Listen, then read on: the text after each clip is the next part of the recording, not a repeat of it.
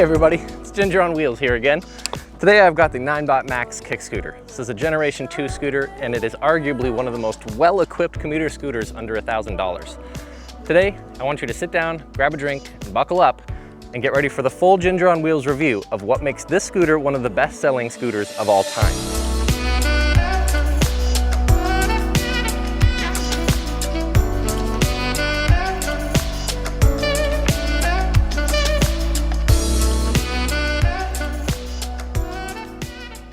So this scooter, the Ninebot Max, has potential to be the best commuter scooter in its price range, so I covered everything as thoroughly as I could. I've had the scooter for a long time and I have a lot to say, so I've divided this review up into 18 easy to digest sections for you to review here. You can also find hyperlinks to these sections in the video description.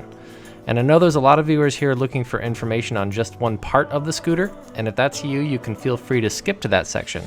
Otherwise, stay tuned for the whole colossal thing. Alright, well I guess I'll start by saying that the scooter has two different generations that look identical, and the only way to tell them apart is by the serial number on the motor of the scooter. If it starts with a 6, then you have a first generation scooter, and if it starts with a 9, then your scooter is the latest second generation model. Everything I say in this video related to battery and speed is going to be referencing the second generation scooter because that's the model that RevRides provided me with. Huge shout out to RevRides, by the way. Thank you so much for providing me with this scooter for a review. But for the record, the only differences that I could find between the two generations of scooter is that the first generation of scooter will begin to lose top speed when the battery drops below about 50% or so, and the top speed will then decrease with the battery level. But the second generation scooter, the one I have, will push along with the 18 mph top speed all the way down to about 15% battery before you start to lose any top speed decrease, even with my 190-pound body on it. Now, as you may or may not know, I've ridden this scooter for months, in hot weather, cold weather, day, night, dry, and even pouring rain. I've put hundreds of miles on this thing. I've taken it apart and put it back together, and I found out some important tidbits along the way. To cover them more thoroughly, let's first check out each of the scooter's components.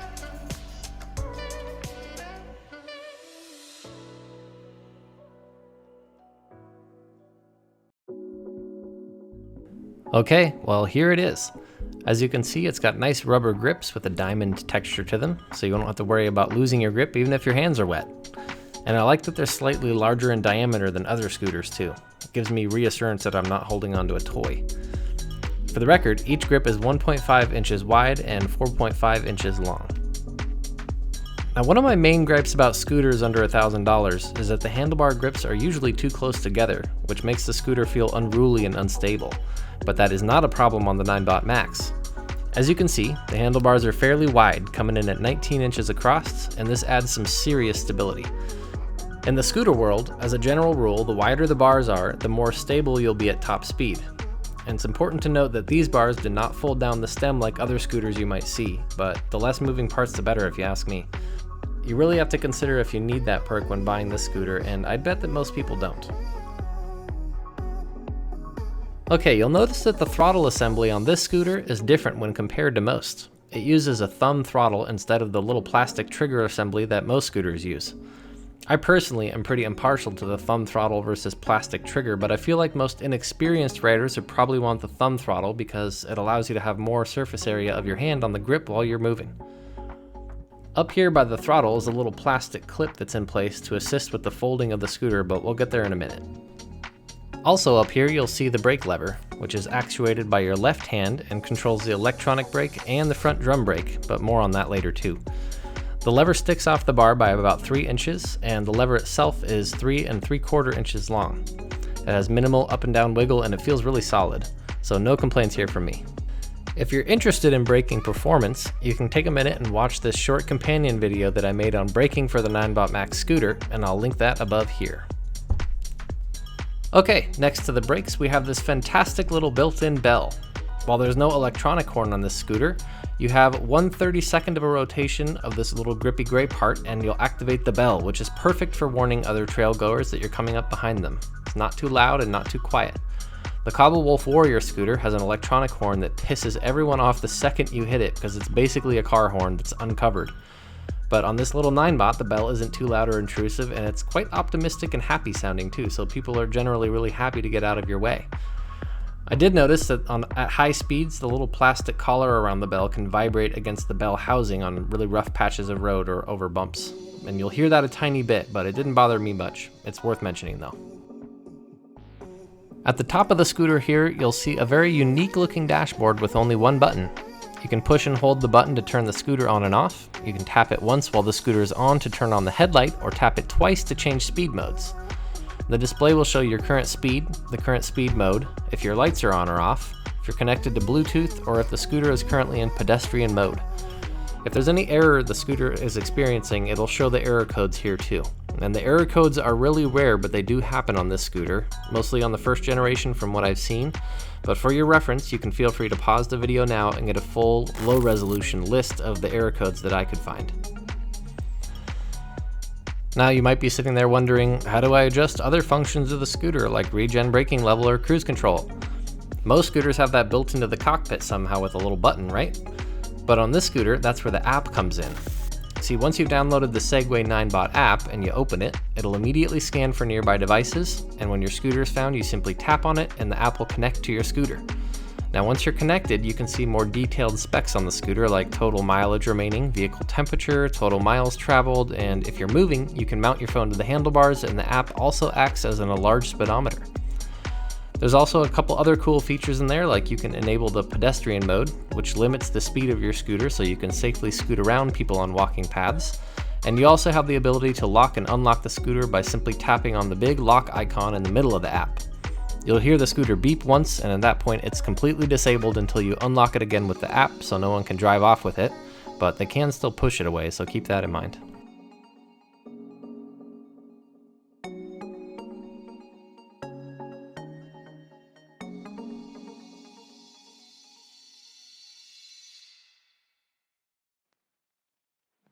There is another in-app feature that allows for braking adjustment, and that's for the Regen Braking. It has 3 modes, weak, medium, and strong, and there is a really big difference between the 3 modes, so you probably have to do some testing when you first get the scooter and feel which one is the most comfortable for you. Basically, the modes adjust the amount that the scooter will decelerate on its own once you're not holding the throttle down. So on the stronger Regen Braking mode, it'll feel like you're hitting the brakes every time you let off the throttle, but on the weak mode, if you let off the throttle, the scooter will just sort of coast. The Regen Braking is also amplified when you touch and hold the brake lever though. The first couple inches of travel in the brake lever will only engage the Regen electronic brake, and it isn't until you overpower the Regen Braking that the scooter will actually use the front drum brake, which is the only mechanical brake that it has. I did a couple quick tests trying to figure out how well the Regen Braking actually worked, how much energy it fully recovered, and the best results I got were down a half-a-mile long hill.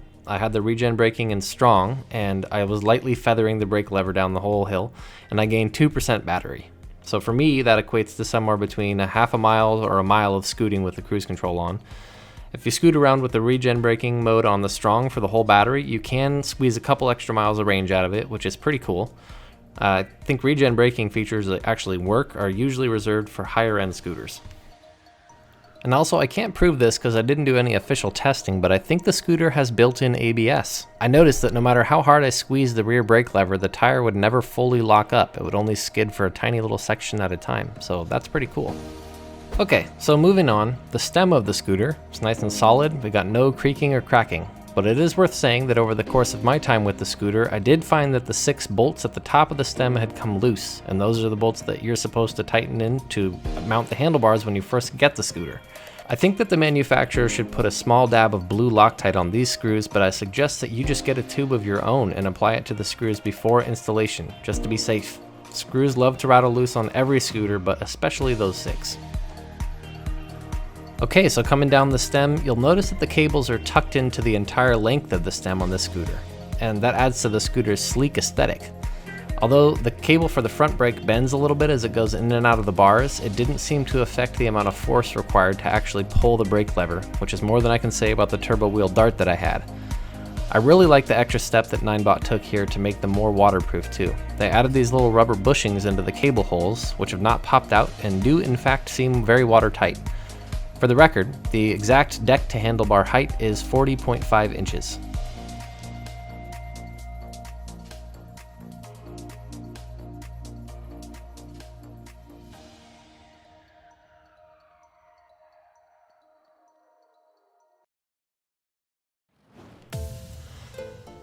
Okay, coming down to the bottom of the stem, we get to the latching mechanism, which I have a true love-hate relationship with. I do love how easy it is to fold. You simply slide back this black safety clip and flip the latch arm down, then your scooter folds. This is where the plastic safety clip up by the throttle assembly comes into play. That'll latch onto the fender in the rear with a little spring, and you can pick up the scooter and walk around with it as one folded unit. The dimensions of the scooter while folded are about 45 inches long, 22 inches high, and 19 inches wide at the handlebars, but only 8 inches wide if you don't include the handlebars, just the kickstand.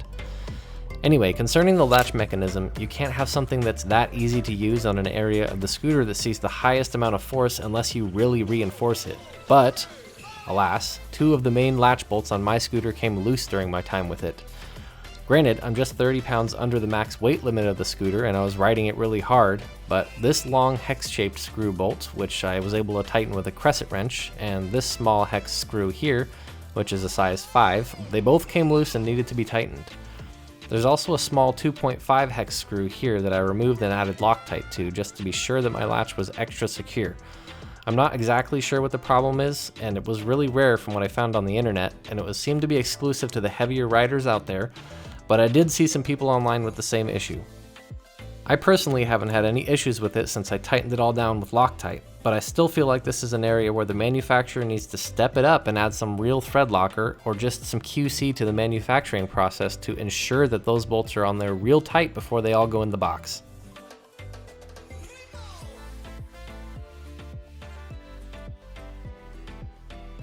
One thing that Segway did do right on this scooter is the tires. They opted for narrow 10-inch pneumatic tires with high sidewalls.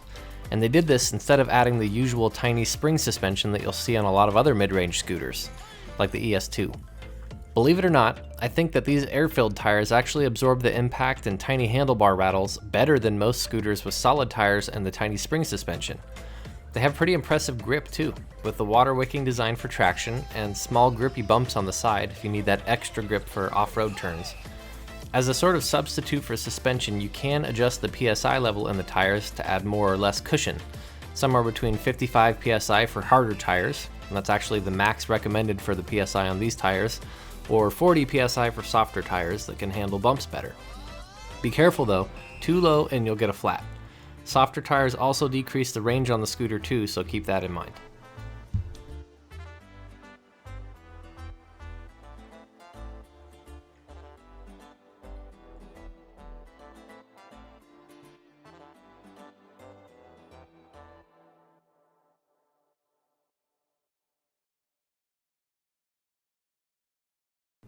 In this scooter, the motor is located in the rear wheel, so the only thing you'll find in the front wheel is the drum brake, which is a little weak, but combined with the strong regen braking, it does work pretty well. Here, if you're interested, you can check out this brake test video I did on this scooter above. And on the deck here, we see a textured rubber pattern similar to the handlebar grips. It's very durable and very resistant. The usable deck space is about 20 inches by 6 3/4 inches. It's got rounded corners that you can't actually stand on. I wear a size 13 shoes and I did find the deck to be a little cramped feeling at times. I'm just so used to other higher end scooters where you got that metal foot brace on the back to rest your foot on, but if you do that on this scooter, you'll break the plastic fender right off. The battery is located in the deck of this scooter, and it's a pretty big 36 volt 551 watt hour battery. It gave me a real world range of 27 miles, and you can check out this full range test video I did by clicking on the pop-up here now. The built-in quick charger is a pretty cool feature. No big brick charger required, just plug in the little cable and you get a 3 amp charge, bringing the scooter from 0 to 100% in around 5 or 5.5 hours. Toward the rear of the deck, that's where the charge port is, and I love how they included the rear spring cover with these little rubber grommets to fit right in the charging holes when you push it closed. Gives the whole thing a really water-resistant, secure feel. The clearance of the deck is just over 3 inches, which does make rolling down curbs or stairs pretty impossible without bottoming out the scooter. Unless you're prepared to do a little workout of constantly popping up the front wheel off the ground to avoid bottoming out the scooter, then you really can't ride this thing on extreme terrain. And one last thing about the deck. The kickstand is attached here. It's relatively small and nondescript, and I haven't had any issues with it. My scooter's never fallen over, and the thing seems to work as designed, so A+ there.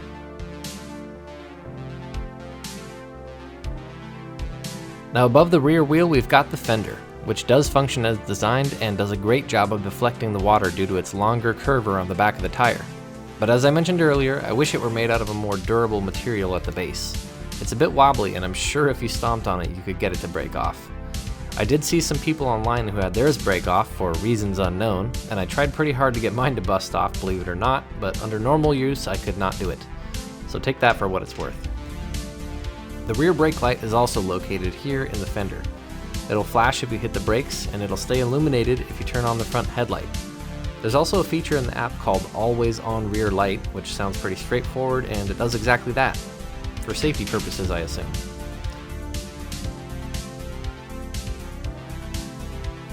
Okay, also the front headlight deserves way more attention than I've given it so far. It's a 2.5 watt LED up here near the top of the handlebars, and with the simple push of a mode button up top, it'll turn the light on and it's very bright. It's one of the few scooters out there, along with my 𝐏𝐫𝐨𝐿 Wolf Warrior, that actually has a headlight that works. It's very bright and has a nice non-offensive angle and a good throw distance. They did a great job with the headlight on this scooter, A+ again.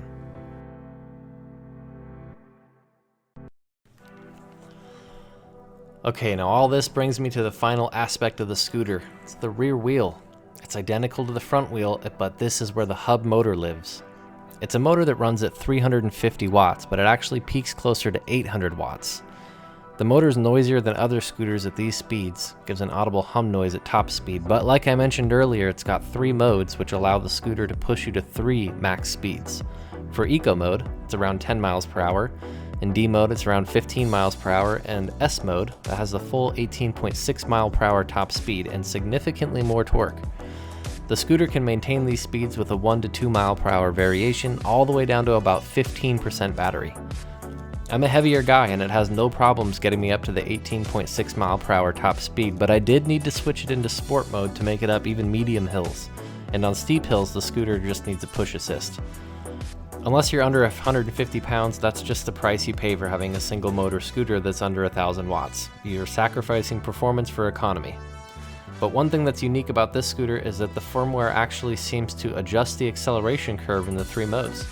You can check out this video here that I did on acceleration testing now, or in the description below later.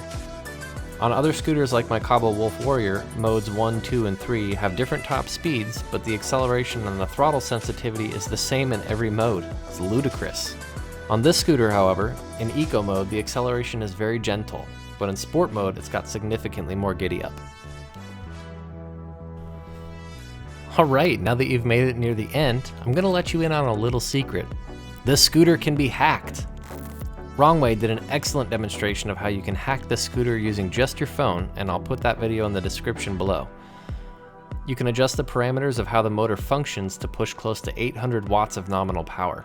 And I have ridden this scooter in the hacked form, and I will say it's significantly quicker than the stock scooter, and even boasts speeds up closer to 22 miles per hour, and I got it up to 25 on a slight downhill. This does reduce the range significantly though, if I do say so myself. In the range test I did with the hacked scooter, I got just 14.6 miles of range, and even then that's longer than other scooters I've tested in this price range, but it's still a significant decrease from the unhacked versions. One of the best parts about hacking this scooter, which brings me to my last small gripe, is that in the hacked form you can disable the kickstart feature. But that's right, unless you hack the scooter, you're stuck with this kickstart feature turned on, so you have to push the scooter with your feet up to 3 miles per hour before the throttle even works. It's super annoying if you're trying to start on a really steep hill, and I'd even argue that it's more dangerous if you're a smaller rider. My girlfriend was trying to ride this thing in sport mode, and she's pretty tiny. She brought up a good point. When you're pushing it off the ground, and you don't have both feet on the deck securely planted, when the scooter's acceleration kicks in, you're left trying to swing one of your pushing feet back up onto the scooter deck while the scooter's accelerating, and that can throw you off. Combine that with the taller handlebar height, and it's just really not a good combination for novice riders, so I'm glad there's a drive mode and an eco mode. But I do wish there was a way to disable the kickstart feature without having to hack the scooter. It seems kind of silly.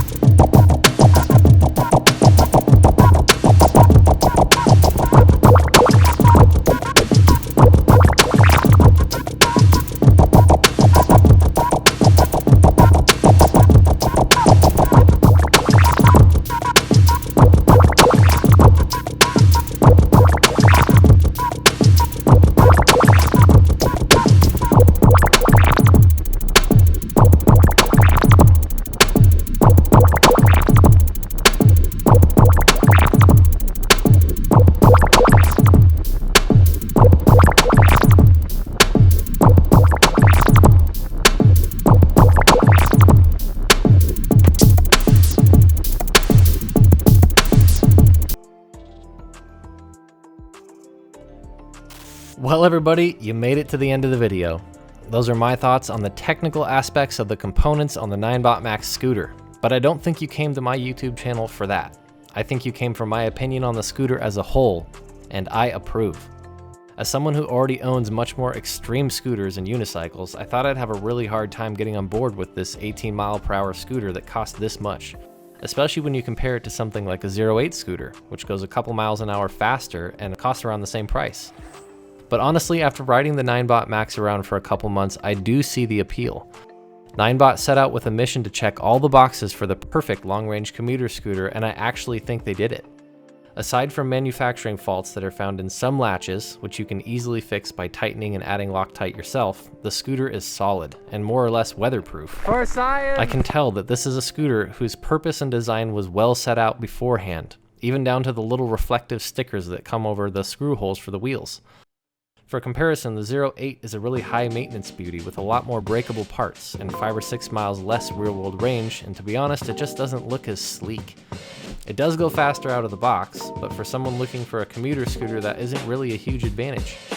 As you saw earlier, I rode the Max in the pouring rain, even through long ankle-deep puddles for science. And it still works just fine, and I don't see that happening on a lot of Zero scooters. Some people online claim that riding in water ruined the front wheel bearings on the Ninebot Max, but that never happened to me. The scooter being water resistant is a huge perk right there.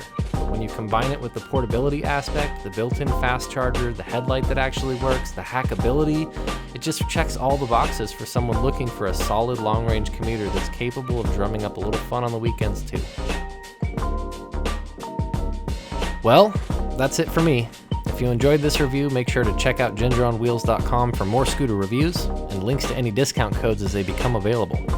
If there's any active discounts for this scooter, I'll put them down in the description below, along with all the other links. As always, subscribe to the channel, like the video, and I'll see you all next time.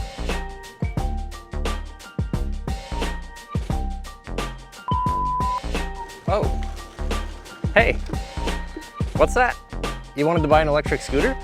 Well, maybe you should consider this one. It's the Ninebot Max kick scooter.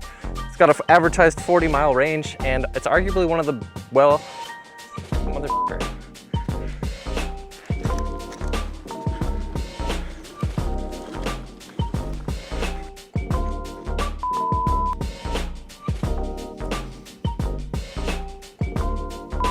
Let's get ready to do some reviewing.